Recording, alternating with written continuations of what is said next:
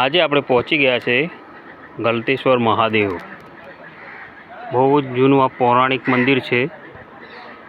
તો ચાલો આપણે વાત કરીએ કોઈ એવા સાધુ મહાત્મા જોડે કે જે આપણે ગલતેશ્વર મહાદેવ વિશે કઈ જાણકારી આપી શકે।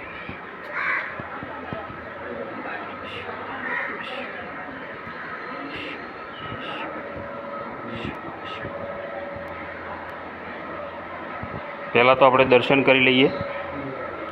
શ્રાવણ દરમિયાન અહીં ખૂબ જ મેળો હોય છે।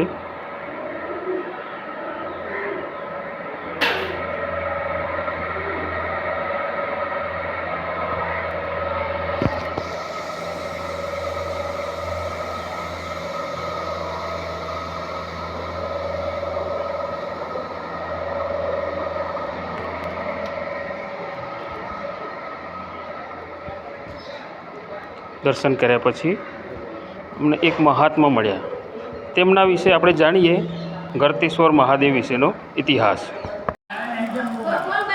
હજારો વર્ષો ઉપર એક ગાલ્લવ ઋષિનો આશ્રમ હતો। એ ગાલ્લવ ઋષિએ પોતાના તપોબળથી હજારો વર્ષ સુધી એમણે તપ કર્યું અને ગાલ્લવ ઋષિના તપોબળથી ભગવાન સ્વયંભૂ એ પ્રગટ થયા। જેઓએ આ એક દિવસની અંદર આ મંદિર બનાવી દીધેલું છે। આ મંદિર પૂરેપૂરું હતું મોહમ્મદ બેગડાએ જ્યારે આપણા સોમનાથ પાવાગઢ આ ધાર્મિક દેવસ્થાનો પર જ્યારે ચઢાઈ કરી ત્યારે આ શિખરને અહીં ખંડિત કરી દીધું હતું। આ પુરાતત્વ ખાતાના અંદરમાં છે એટલે અત્યારે શિખર નવું બનાવી દીધું 2-3 વર્ષની અંદર। ગાલ્લવ ઋષિએ પોતાના તપોબળથી ગલતી નદી ગંગાજીથી અહીં ગલતી નદી ઉત્પન્ન કરી। અત્યારે 2 કિલોમીટર દૂરથી આ ગલતી નદી વહે છે। 24 કલાક 365 દિવસ આ પાણીનો ધોધ ચાલુ રહે છે। ગલતી અને મહીસાગરનો બેનો સંગમ થાય છે। ગલતી નદી આટલે નીચે છે, આટલે અધ્ધર ભગવાનને સ્નાન કરાવવા માટે આવે છે।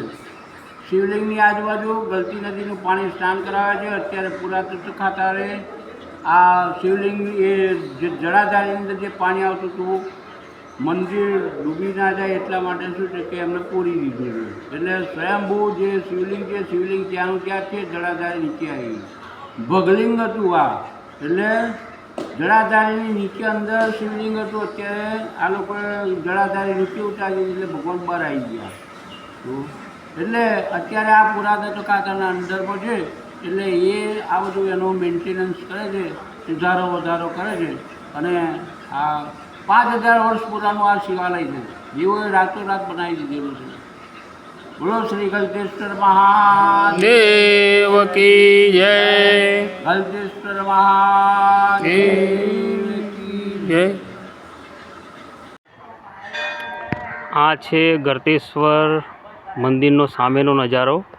તમે જોઈ શકો છો કે અહીંયા બહુ જ ખૂબ જૂની પુરાણી એવી મૂર્તિઓ જે બહાર મૂકવામાં આવી છે અને ગલતેશ્વર મંદિરની બહાર અહીં બહુ જૂનું પૌરાણિક એવું હનુમાનજીની મૂર્તિ અહીં જોવા મળે છે। તમે જોઈ શકો છો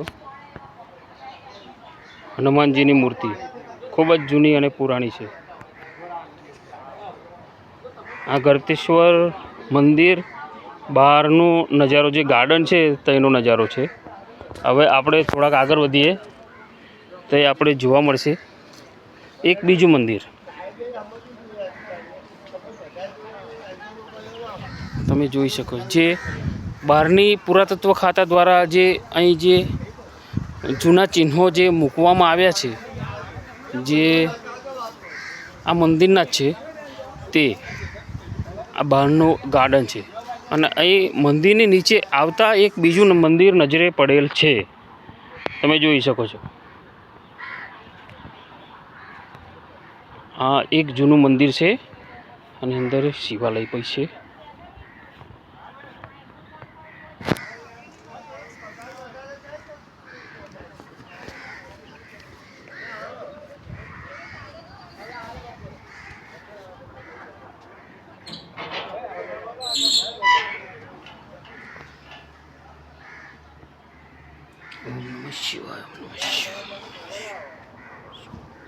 અહીં સામે પણ બીજું મંદિર છે અને આ ગાર્ડન છે।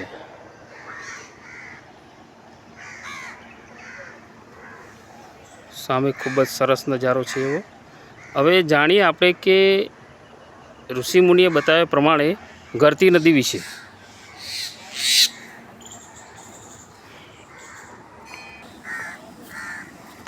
જે ગરતી નદીની વાત કરતા હતા એ ગરતી નદી આ છે.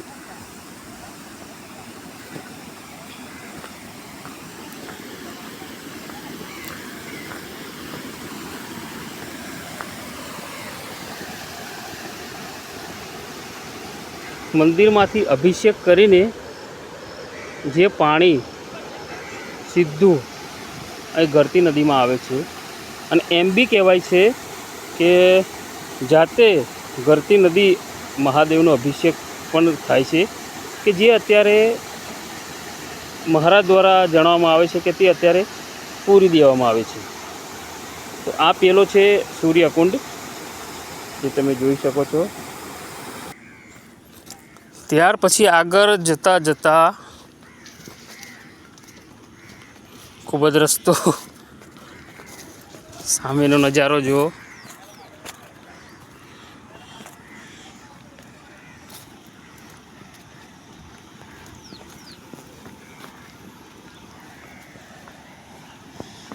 મહી નદી રિવર.